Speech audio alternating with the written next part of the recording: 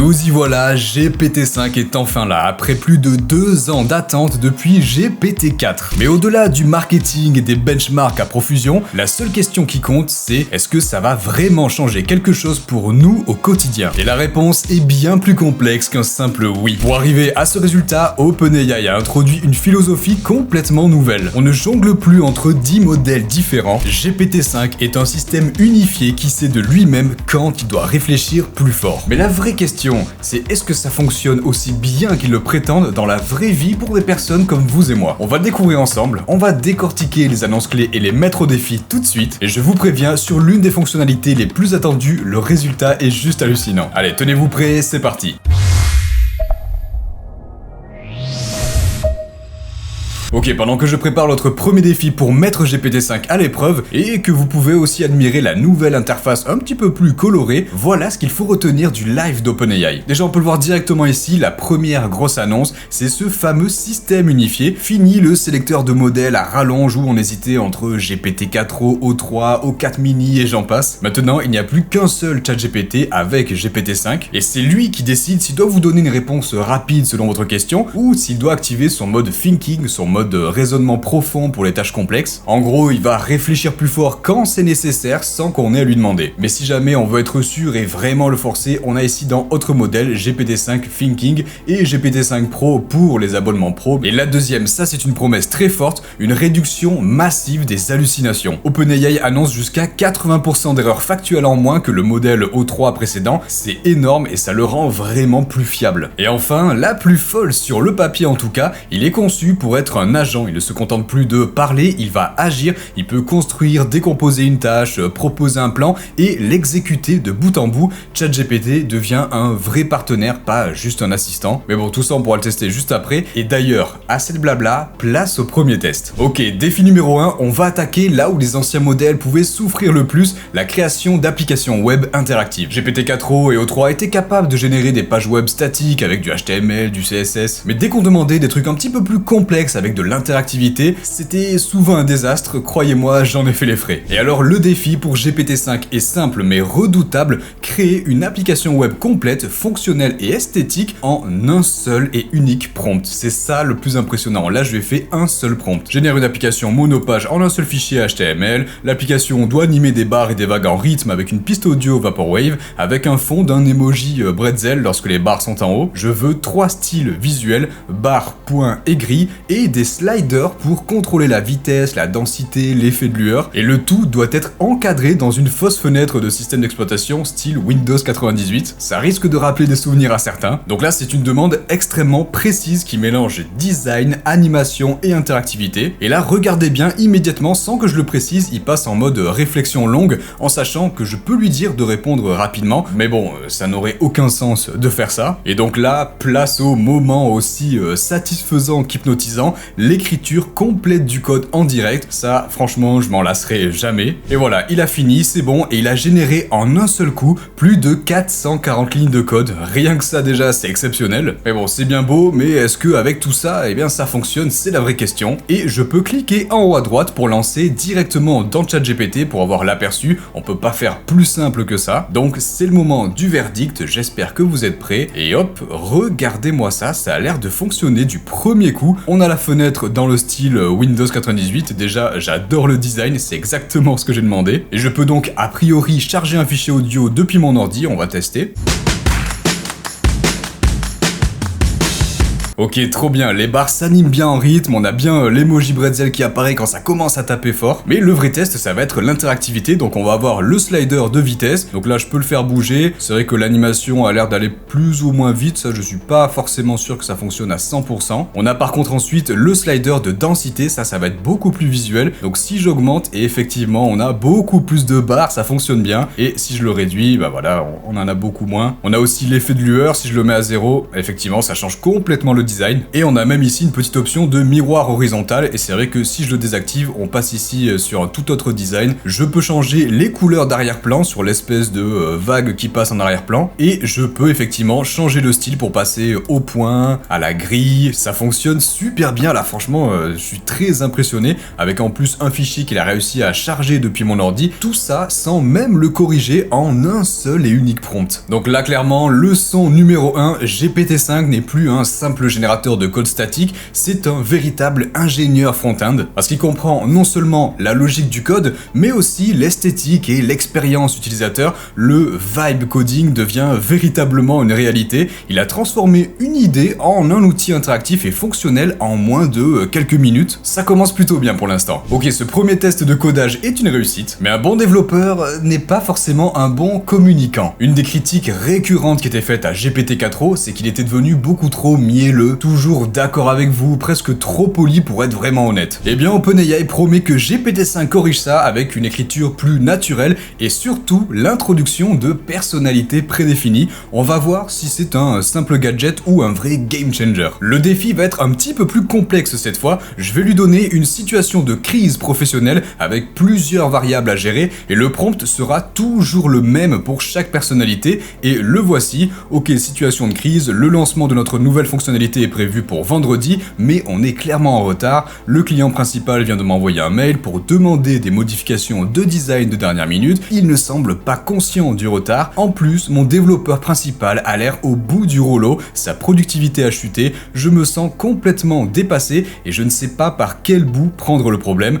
Concrètement, quelles devraient être mes 3 premières actions demain matin pour éteindre l'incendie? Et d'abord, on va commencer par la réponse par défaut, classique. Donc c'est une réponse solide, très pro, elle structure bien. Geler le périmètre, protéger ton développeur, mettre en place un suivi ultra court. Tout ça, c'est logique, c'est du classique. Et maintenant, je vais aller en bas à gauche dans les paramètres, dans personnaliser ChatGPT. Et on a ici ce paramètre, quelle personnalité ChatGPT doit-il adopter? Et si je fais défiler, on a bien cynique, robot, attentif et geek. Je vais relancer 4 fois et on va voir ensemble les différents résultats. J'ai réuni ici ces 4 réponses et regardez la différence. Déjà, avec l'attentif, il commence par l'humain. Tu ne vas pas tout sauver demain matin, il essaye de rassurer, d'être empathique. On le voit même dans la dernière phrase, si tu veux, je peux aussi te préparer le mail pour poser le cadre sans froisser. Ça rajoute des petits mots vraiment dans l'empathie de la situation actuelle. Ce qui fait du coup un vrai contraste par rapport à la réponse robot, où là pour le coup, c'est 3 solutions mis bout à bout directement avec un message super court, zéro émotion, juste de la data et de la logique pure. Réunion express, communication transparente, réduction de la charge. C'est froid, mais ça semble être d'une efficacité redoutable. Je pense que le mode robot peut plaire à pas mal de monde pour avoir vraiment des réponses assez courtes et efficaces. On va avoir ensuite la réponse du geek. Et lui, ce qui est intéressant, c'est qu'il va pas juste donner des conseils, il va essayer de donner une méthode, un système. Ici, il nous dit planifie 2 checkpoints quotidiens ultra courts. Il rajoute à la fin, il faudra aussi regarder comment éviter que ce genre de combo retard plus demande last minute ne se reproduise. Donc il est vraiment dans cette optique d'automatisation, de framework à pouvoir répéter. Et bien évidemment, mon préféré, le cynique. Donc il faut arrêter de jouer au pompier qui court partout et agir comme un chef de chantier, cadrer la réalité, remettre ton développeur sur pied, réduire le scope pour sauver le lancement. Je peux te pondre un plan minute par minute pour la matinée, histoire que tu n'arrives pas au bureau en mode poule sans tête. Donc là c'est mordant, c'est direct, mais il y a une sorte de vérité brutale qui peut être incroyablement utile pour sortir de l'inertie dans certaines situations. Donc vous voyez, pour un prompt identique, on a bien 4 réponses complètement différentes dans le ton. Donc non, ce n'est pas un gadget, c'est un outil de contrôle du ton vraiment sans précédent sur ChatGPT. Donc plus besoin d'avoir des prompts de 10 lignes pour dire agis comme un expert sarcastique mais bienveillant. On choisit ici sa façon de répondre. En quelques clics, on peut désormais adapter l'IA à la situation. L'empathie pour un mail délicat,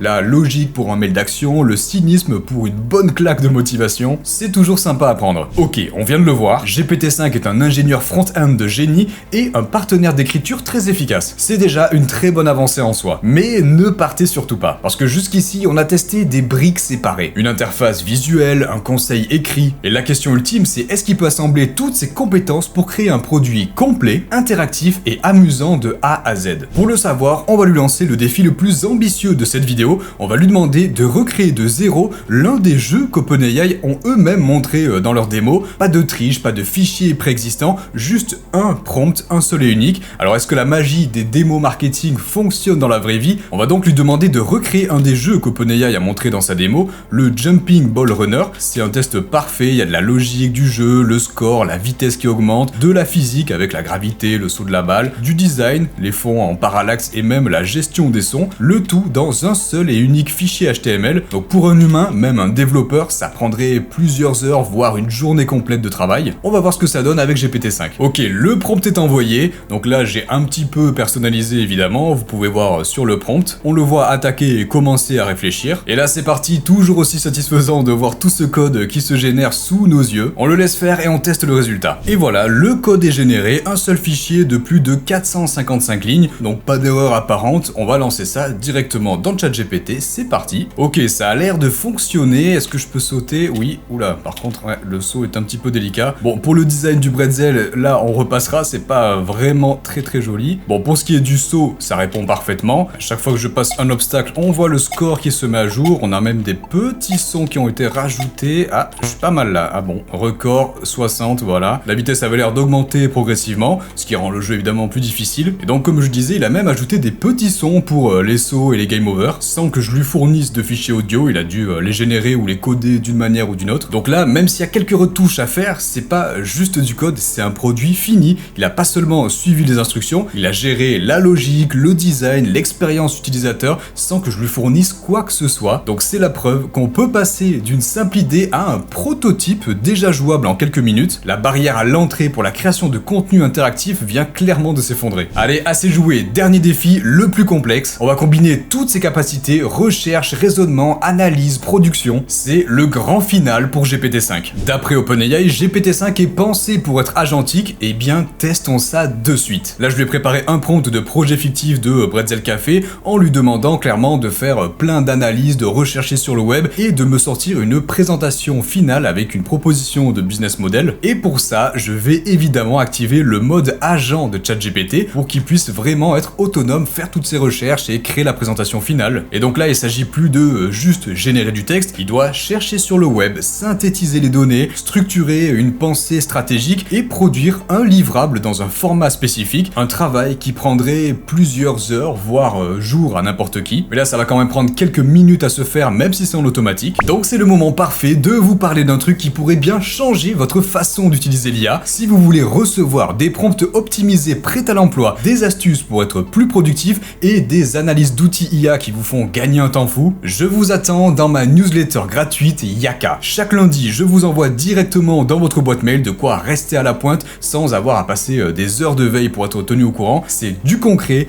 de l'actionnable. Le lien est juste en dessous dans la description ou via le QR code juste au-dessus de moi, n'hésitez pas à le flasher. Et rejoignez dès aujourd'hui plusieurs centaines de professionnels qui en profitent déjà chaque lundi matin. Et en plus, le bonus qui fait plaisir, si vous vous inscrivez aujourd'hui, vous recevez un starter kit Yaka pour avoir une méthode pour optimiser tous vos prompts. Ne ratez pas ça. Et voilà le résultat en un peu plus d'un quart d'heure. Il m'a livré tout ça, une étude de marché cohérente, une analyse concurrentielle avec les forces et les faiblesses de chacun. Il me propose ensuite des opportunités pour ma marque et les défis que je vais avoir à relever, avec même à la fin la présentation PowerPoint que j'ai demandé. Alors par contre, elle est assez simple et succincte je trouve, mais ça permet surtout d'avoir une base solide que je peux ensuite reprendre. On part plus du tout d'une simple feuille blanche. Et surtout, il me fait une proposition de business model qui fait sens, avec même différentes formules, et surtout avec une idée d'associer le café à des bretzels en accompagnement pour se démarquer. Pourquoi pas, ça peut être une idée à creuser. En tout cas, c'est ça le thinking de GPT-5, il a pas juste compilé de l'info, il a eu une idée stratégique par rapport aux infos qu'il a réussi à récupérer et à l'étude de marché qu'il a faite. Il va plus loin que simplement recracher les infos qu'il trouve. Alors GPT-5, révolution ou simple évolution? Pour moi, ce n'est pas une révolution tape à l'œil avec une seule fonctionnalité, waouh! C'est davantage une évolution de fond sur 3 axes qui changent notre rapport à l'IA. On va avoir d'abord ici la fluidité, le système unifié et la vitesse rendent l'interaction plus naturelle que jamais. On ne parle plus à l'IA, on collabore avec un partenaire qui nous comprend. On a ensuite la confiance, la réduction massive des hallucinations le transforme d'un gadget créatif à un outil de travail beaucoup plus fiable sur lequel on pourrait s'appuyer pour des tâches plus poussées tout en gardant quand même un œil critique. Ils ont réduit les hallucinations, ils les ont pas éliminées à 100%, attention. Et enfin, l'autonomie, ses capacités agentiques, notamment en code et en stratégie, le font passer du statut d'assistant qui s'exécute à celui de producteur qui propose et construit, ce qui nous donne ce joli nouveau GPT-5. Et alors le vrai changement, ce n'est pas la puissance brute, c'est vraiment la suppression des frictions. On passe moins de temps à se battre avec l'outil et plus de temps à créer, à penser, à avoir des idées. Dites-moi en commentaire ce que vous pensez de ce nouveau GPT-5, est-ce que ça vous inspire pour le futur? Si la vidéo vous a plu, le like et l'abonnement avec la cloche de notification, ça m'aide énormément. Je vous souhaite à tous une excellente journée, c'était le Bretzel, à très vite.